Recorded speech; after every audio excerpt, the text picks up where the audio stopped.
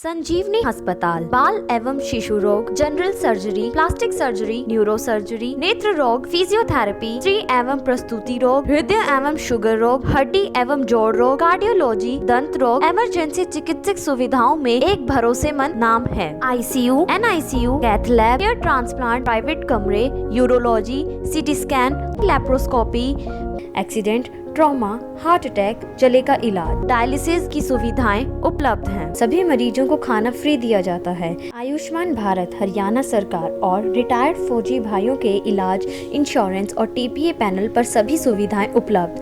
पूछताछ mobile number 7027566691। चलो, नया मोर्चा आपका मोर्चा है भाई, सबका मिला करके। चलो, बहुत बहुत धन्यवाद। बहुत बहुत बधाई हो। मिठाई खिला दूँ? मैं खिला देता हूँ।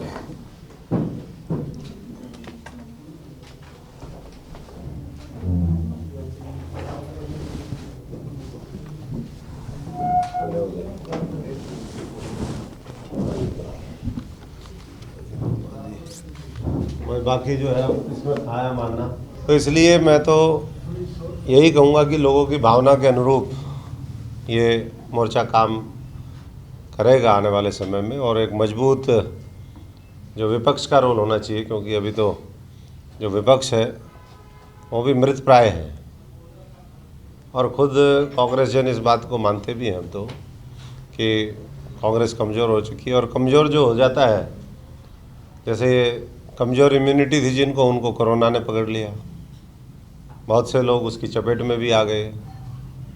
तो वैसे ही जब कोई भी दल, कोई भी व्यक्ति जब कमज़ोर होता है तो सबसे पहले वही चपेट में आता है।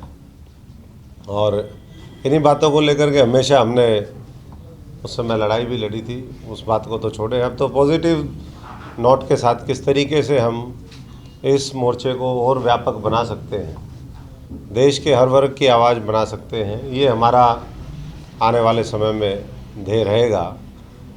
और मुझे पूरा यकीन है कि इस मोर्चे में जिस तरीके से, चाहे वो उत्तर पूर्व हो, चाहे वो दक्षिण भारत हो, चाहे उत्तरी भारत की बात करें, हर जगह से, पश्चिम में महाराष्ट्र, गुजरात है, सब जगह से रोज़ मेरे पास फ़ोन आते हैं कि बहुत अच्छी पहल आप लोगों ने करी, क्योंकि हमें समझ में ही नहीं आ रहा था कि हम जाएँ कहाँ।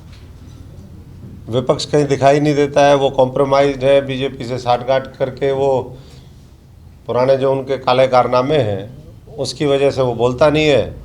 सरकार हमारी सुनती नहीं है। अगर सरकार सुनती तो आज करीबन 95 दिन से जो हमारे किसान का मेरा वर्ग आज बॉर्डर के ऊपर बैठा है, उसको इस तरीके से बैठना नहीं पड़ता। तो सारा चीज़ों का राजनीतिक जो वर्तमान हालात हैं उसको देखते हुए ये मोर्चा गठन किया गया। और हमारी हमेशा से ये पहले भी प्राथमिकता रही कि जो साधारण परिवार के लोग हैं, ग्रामीण पृष्ठभूमि के हैं, गैर राजनीतिक जिनकी पृष्ठभूमि है, लेकिन देश के लिए अच्छा काम करना चाहते हैं, उसमें युवक हों, युवतियाँ हों, अलग अलग क्षेत्र के लोग, धर्म के लोग, क्योंकि ये तो समूह है। भारतवर्ष की सुंदरता यही है कि यहाँ विविधता के अंदर एकता है, लेकिन आज बहुत सी ताकतें उस विविधता की एकता को खंडित करना चाहते हैं, जाति, धर्म, क्षेत्र के आधार पर देश को विभाजित करना चाहते हैं। और भी बहुत से जो भी वो शाम दाम दंड भेद लगा करके कर सकते हैं, वो करने में लगे हुए हैं। इसलिए लोगों को अपने व्यक्तिगत स्वार्थों से ऊपर उठना पड़ेगा, तभी जा कर के ये देश बचेगा। और उसी लिए ये अपना भारत मोर्चा, अपना भारत, ये सबका भारत है, और इसको बचाने के लिए इसलिए सबको आगे आना पड़ेगा। यही हम लोगों ने आह्वान किया है।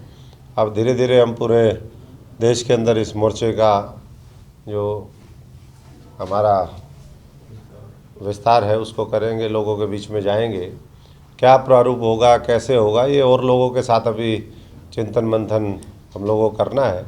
लेकिन मोर्चे में जगह जगह से, अब चुनावी राज्य हैं, 5 राज्यों में चुनाव है, तो वहाँ निश्चित तौर पर प्राथमिकता रहेगी। मैं भी जाऊँगा, हमारे साथी भी जाएंगे, और साथ साथ क्योंकि हरियाणा हमारी कर्म भूमि है, जन्मभूमि है, यहाँ सिरसा और पूरे हरियाणा ने राजनीतिक तौर पर मुझे भी और हमारे बहुत से साथियों को सबल बनाया है, मजबूत किया है। तो ये तो हमारी हमेशा प्राथमिकता में रहेगा ही रहेगा। आज प्रधानमंत्री जी ने राजनीतिक टीका लगवाया है कोरोना का, और राजनीतिक मैं इसलिए कह रहा हूँ कि वो पहले देखते हैं कि कहाँ चुनाव है, उसके अनुरूप वो अपना भेष, लिबास, अपनी दाढ़ी, वो सब लोग वो बढ़ाते हैं ताकि इसका किस तरीके से माइलेज मिल सके। आज भी उन्होंने वही किया। आसाम में है तो आसाम का गमछा पहना,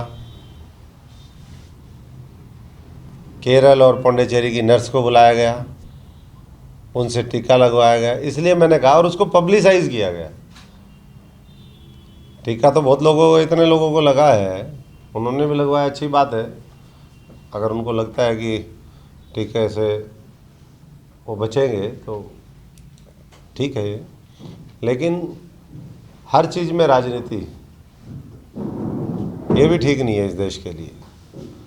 प्रधानमंत्री जी अब मन की बात कल भी उन्होंने करी, मन की बात में कोई काम की बात तो लगती नहीं अब लोगों को। पहले लोग बड़े चाव से सुनते थे कि जी प्रधानमंत्री पता नहीं क्या बोलेंगे और क्या उससे होगा।